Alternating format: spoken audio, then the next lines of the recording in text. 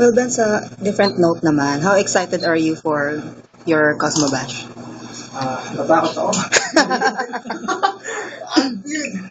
Ah, jeez. Have you been working out lately? No. Sorry. Napapagalito na ako sa ano. Well, kasi we've been taping, I'm also doing a movie, so it's very hard eh. It's very hard. Jeez, it's so hard to say no.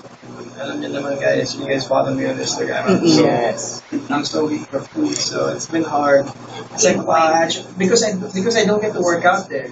So that's the biggest problem. Hindi ka makapagtakbo, hindi ka makatakbo, hindi ka. So, yung appetite ko hindi mo nawawala. So, mahirap. Pero I'm still honored. Iba eh. I didn't realize like, wow, you know, there's so much prestige coming in having that, Yes. Almost everyone dumaan sa hospital. Because I remember when I was a kid, I was still in like Eddie Cookies, tapos next yun, Cosmo. Parang ganun dapat eh. Usually you graduate with Cosmo. Nakatuwa. We have the press con tomorrow. Hopefully I see you guys there. We'll see, man. I've seen last year's own. The video is nice. It's nakatuwa yung this one. It's sweet. Dapat may pasabog. Mas may pasabog nga daw. So I like, jeez, man, talaga.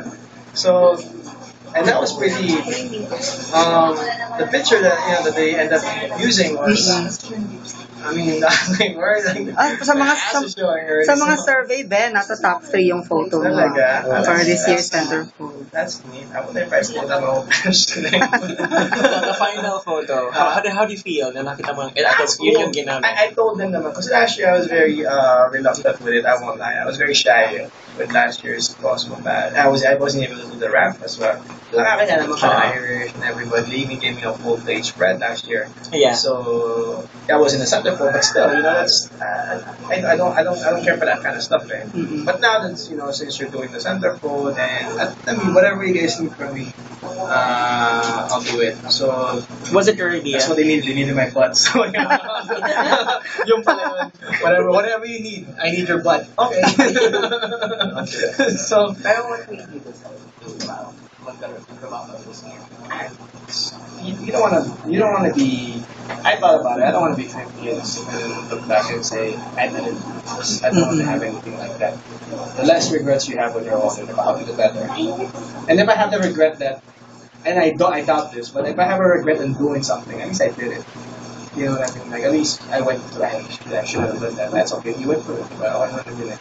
So some Cosmo was very tasteful. Like nakakatuwa. So I have that in my copy. I tried to find it everywhere. Meron si Ian. Mahirapan natin. Nakalaminate na daw. I'll sign the butt button. Tomorrow. With a big B. Doon lalagay yung start off. And then what's the movie, Ben? Nag-iba natin Almost a Love Story. The trial with John Lloyd, Jesse, Wow. Richard Gomez, and Star? The trial. Ito yung The Trial? Yeah. Ah. We're almost done. We have the Iba na yung title. Nandun ka. last 3 days. Speaking of parang Dynasty, anong take mo na si Inigo mag-showbiz na? Showbiz na ba si Nigo? May movie siya. Yeah. That movie was done 2 years ago? A year ago. Oh, binata lang kasi. Okay. That's good. Alam mo, the guy is such a good kid. He's such a good kid. So, he really is such a good kid. He's such a good kid. So, very talented at singing. He's a good, he's a songwriter. He can write this. He can play a lot of instruments. Talagang, it's nice because he's patient enough and obedient enough to finish school first. Knowing that I know he wants to, I've talked to him before. So, and he knows that he has to go through he's not afraid of going through the routes or going through whatever the hurdles or whatever. Wala siyang special thing na hinahanap. He's never been that kind of person. So that's gonna stay that way. Yun naman ang habol mo sa you want for if I was to have any relative to join showbiz, that they have the good background and a good foundation, like humble foundation. And very grounded. Kasi parang kahit ano mangyari sa akin, kahit ganun kasikat siya mangyari, and I'm sure he's gonna do well. yung core niya or his essence never gonna change. He's still gonna be a good kid for me. And will be around for make sure that that happens as well. So, I'm happy. I'm excited. At least. Gonna relax is just pag-ibig ko na. Yeah, yeah. Galing, keep nga nyo ano yung music video. Mm-mm. I see it often.